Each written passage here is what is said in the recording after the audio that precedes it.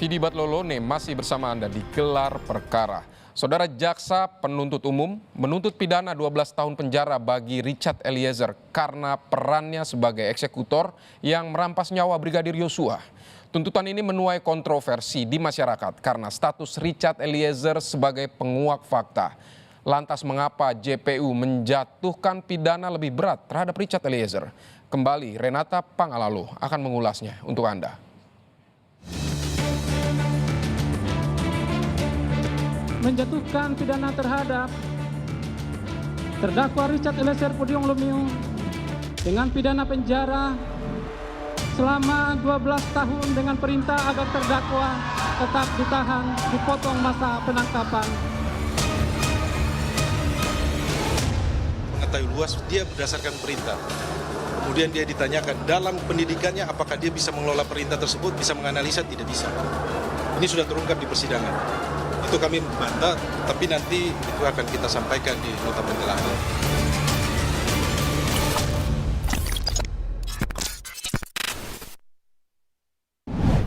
Richard Eliezer, sang justice collaborator, dituntut 12 tahun penjara. Banyak pihak yang menyayangkan tuntutan ini, termasuk keluarga Brigadir Yosua yang berharap agar Richard Eliezer bisa dituntut lebih ringan dibandingkan terdakwa lain. Ekspresi jaksa penuntut umum pun seperti menahan tangis saat membacakan surat tuntutan di muka persidangan.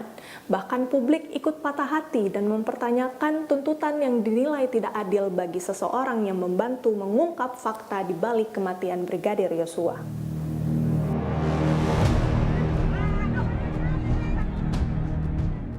Jaksa penuntut umum menuntut Richard Eliezer 12 tahun penjara atas kasus pembunuhan berencana Nofriansyah Yosua Huta Barat. Dalam tuntutannya, JPU menilai Richard Eliezer terbukti melakukan tindak pembunuhan berencana sebagaimana yang diatur dalam pasal 340 Jungto pasal 55 KUHP. Menyatakan terdakwa Richard Eliezer Pudium Lumiu dengan identitas tersebut di atas terbukti secara sah dan meyakinkan melakukan tindak pidana merampas nyawa orang secara bersama-sama sebagaimana diatur dan diancam pidana dalam dakwaan primer melanggar pasal 340 Junto pasal 55 ayat 1 ke 1 KUHP pidana. 2. Menjatuhkan pidana terhadap terdakwa Richard Eliezer Pudium Lumiu dengan pidana penjara selama 12 tahun dengan perintah agar terdakwa tetap ditahan, dipotong masa penangkapan. Dalam pertimbangannya, jaksa penuntut umum menyebut hal yang memberatkan Richard Eliezer adalah perannya sebagai eksekutor yang menghilangkan nyawa Yosua. Sedangkan hal yang meringankan tuntutan adalah peran Richard Eliezer sebagai saksi pelaku yang bekerja sama membongkar kasus pembunuhan Yosua. Terdakwa merupakan eksekutor yang mengakibatkan hilangnya nyawa korban Nofriansyah Yosua Huta Barat. Perbuatan terdakwa telah menimbulkan duka mendalam bagi keluarga korban. Akibat perbuatan terdakwa menimbulkan keresahan, kegaduhan yang meluas di masyarakat. Hal-hal yang meringankan. Terdakwa merupakan saksi pelaku yang bekerja sama untuk membongkar kejahatan ini. Terdakwa belum pernah dihukum, berlaku sopan dan kooperatif di persidangan. Terdakwa menyesali perbuatannya, serta perbuatan terdakwa telah dimaafkan oleh keluarga korban.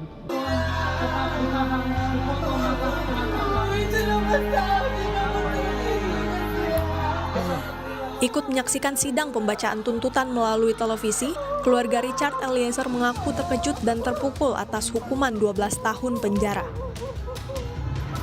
Keluarga juga merasa terkejut dan terpukul dengan hukuman yang dijatuhkan 12 tahun.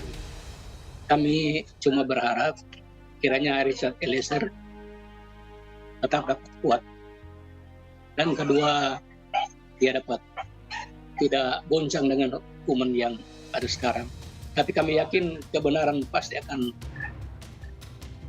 berlaku untuk anak kami Richard Eliezer. Dan kedua, kami juga memohon kepada Pak Hakim akan memberikan hukum yang seadil-adilnya kepada Richard Eliezer. Seusai pembacaan tuntutan, Richard Eliezer menghampiri tim kuasa hukumnya seraya tertunduk lesu. Kuasa hukum Richard Eliezer, Roni Talapesi, menilai status kliennya sebagai justice collaborator tidak diperhatikan oleh jaksa penuntut umum. Roni menuturkan, nota pembelaan yang akan diajukan pihaknya akan berfokus pada pasal 51 ayat 1 KUHP tentang perintah jabatan yang diberikan penguasa berwenang. Status dia sebagai GC tidak diperhatikan, tidak dilihat oleh jaksa penuntut umum. Bahwa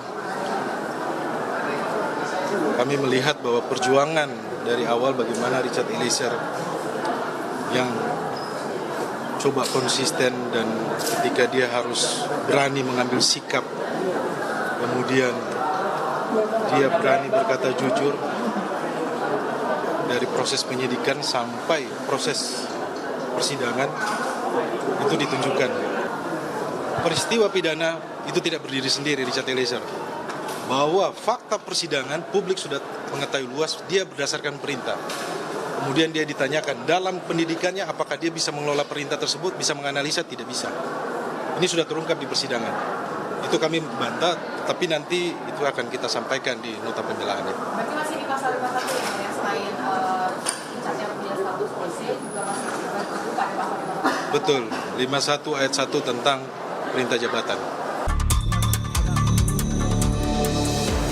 Meski sempat mengikuti skenario Sambo, Richard Eliezer memutuskan untuk mengubah keterangannya. Dihantui Yosua dalam mimpi dan rasa bersalah jadi alasannya mengubah keterangan. Jadi selama dari tanggal 8 itu, saya bukan bilang saya tapi saya memang betul-betul dihantui mimpi buruk yang mulia.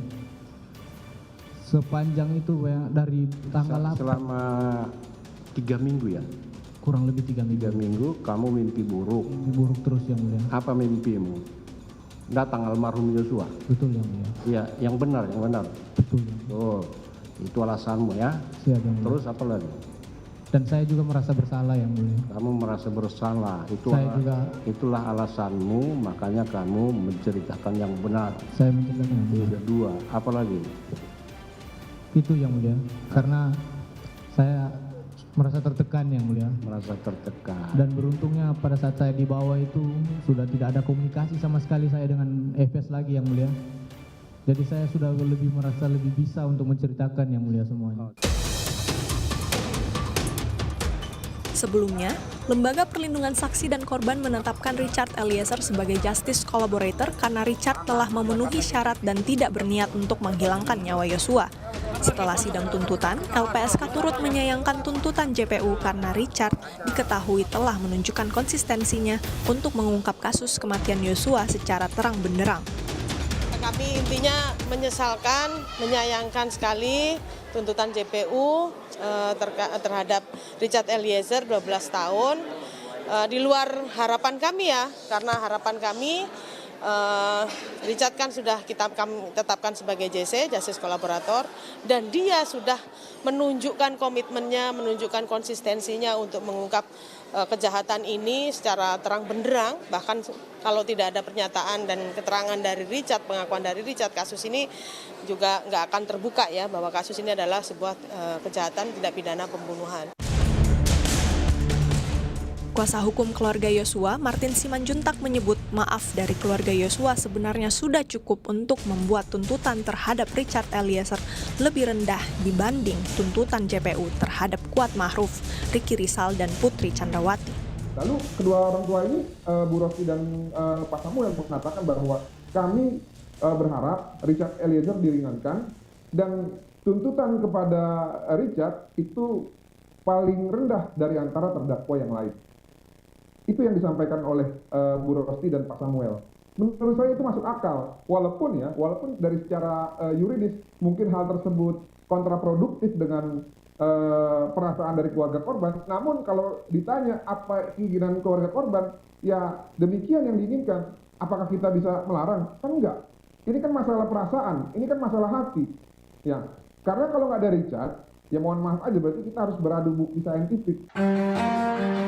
Menurut pakar hukum pidana Abdul Fikar Hajar, tuntutan bagi Richard Eliezer seharusnya memperhatikan Undang-Undang Perlindungan Saksi dan Korban dan berhak mendapatkan keringanan. Menurut Fikar, tuntutan jaksa tidak menggambarkan penghargaan bagi Richard Eliezer yang membuka peristiwa secara terang benderang. Atau orang yang opermah, ya, menurut pasal 48 KUHP itu orang yang melakukan itu karena terpaksa atau karena dipaksa oleh orang lain. Nah, itu juga bisa melepaskan, bahkan tindak pidananya ada tapi dia tidak berdaya melakukan itu karena ada di dalam paksaan. Nah, tinggal nanti penasihat hukum terdakwa ini mengangkat situasi itu bisa nggak, atau itu terjadi tidak di pengadilan. Situasi itu, fakta-fakta itu bisa dilihat, nah itu bisa diangkat menjadi pembelaan. Nah, hakim akan menilai, sepenuhnya kewenangannya ada pada hakim, ya. Tuntutan 12 tahun penjara sang justice collaborator Richard Eliezer dinilai tidak adil. Menurut Undang-Undang Perlindungan Saksi dan Korban, justice collaborator berhak mendapatkan hukuman yang lebih ringan dibandingkan terdakwa lain.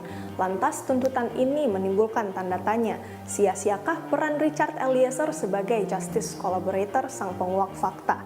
Tentu kebijaksanaan hakim yang paling dinanti-nanti untuk menentukan vonis yang adil bagi Richard Eliezer. Renata Panggalo, Andika Ahadiat, Kompas TV, Jakarta.